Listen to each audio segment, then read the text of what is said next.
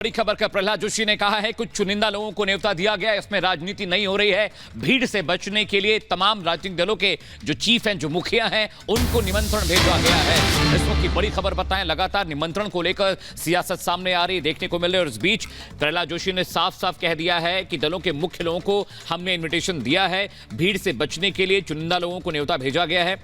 इस फैसले में राजनीति नहीं है, इस बात को जोर देते प्रहलाद जोशी कर जिस तरह से विपक्ष के कई नेता निमंत्रण को लेकर लगातार बीजेपी पर निशाना साध रहे हैं, लेकिन बीजेपी की ओर से सफाई आई है कि ये किसी भी तरह की राजनीति नहीं। इसमें पॉलिटिक्स कहाँ है? ये तो वो तो अगर वो पॉलिटिक्स सोचते हैं तो हम क्या करें? हम तो सबको इन्विटेशन दिया है, हमने सोनिया गांधी जी को भी दिया है। हमने बोले तो जो ट्रस्ट है, हमारा काम नहीं है, भारत सरकार का कोई लेना देना नहीं है, उसमें एक ट्रस्ट है, वो ट्रस्ट ने सबको इन्विटेशन दिया है। तो जिसको एलिजिबल, अभी तो मुझे नहीं दिया है, क्यों? तो सभी लोग, मंत्री लोग उधर जाते हैं तो बहुत बड़ी मात्रा में ऑलरेडी भीड़ इकट्ठा हो रहा है। इसके कारण जो प्रमुख लोग हैं, प्रमुख पार्टियों के प्रमुख लोग हैं, उनको दिया गया है। इसमें तो वो सोचते हैं, क्योंकि अभी बीजेपी के कालखंड में राम मंदिर बन रहे, तो हमारा मिस्टेक तो नहीं है ना। तो अयोध्या में इस वक्त उत्सव का माहौल है, जैसी तैयारियां जोर शोर से लगातार चल रही हैं। प्राण प्रतिष्ठा के पहले पूरे अयोध्या नहीं बल्कि देश में इस तरीके का उत्सव मनाया जा रहा है। दूसरी ओर इस पूरे मामले को लेकर राजनीति और सियासत भी लगातार जारी है। वहीं दूसरी ओर आपको बता दें, देवेंद्र फडणवीस कह रहे हैं कि मंदिर बनने से कलंक खत्म हो रहा है, और दूसरी ओर विपक्ष के कई नेता हैं जो कई सवाल खड़े कर रहे हैं। आपको दिखाते हैं इस रिपोर्ट में।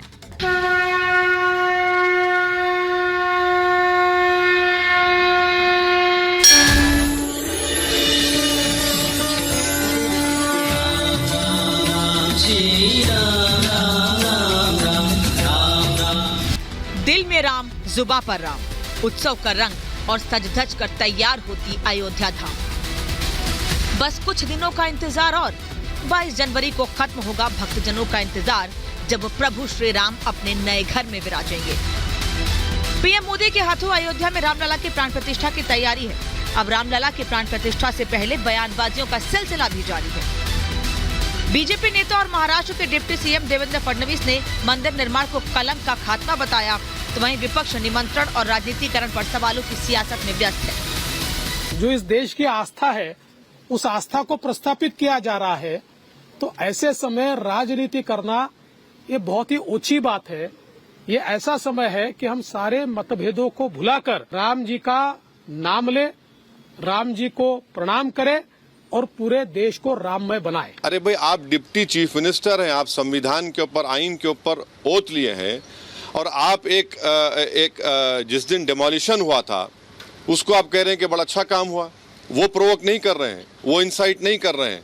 एक डिप्टी सीएम रहकर इस तरह की बकवास कर रहे हैं। विपक्ष ने पहले निमंत्रण को लेकर राजनीति की।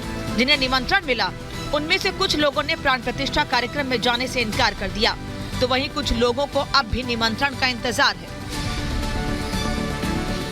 जिस रामलला की लड़ाई पर, मूर्ति पर सारा झगड़ा हुआ, वो मूर्ति कहाँ है? वो मूर्ति स्थापित क्यों नहीं हुई? नई मूर्ति कहाँ से आ रही है?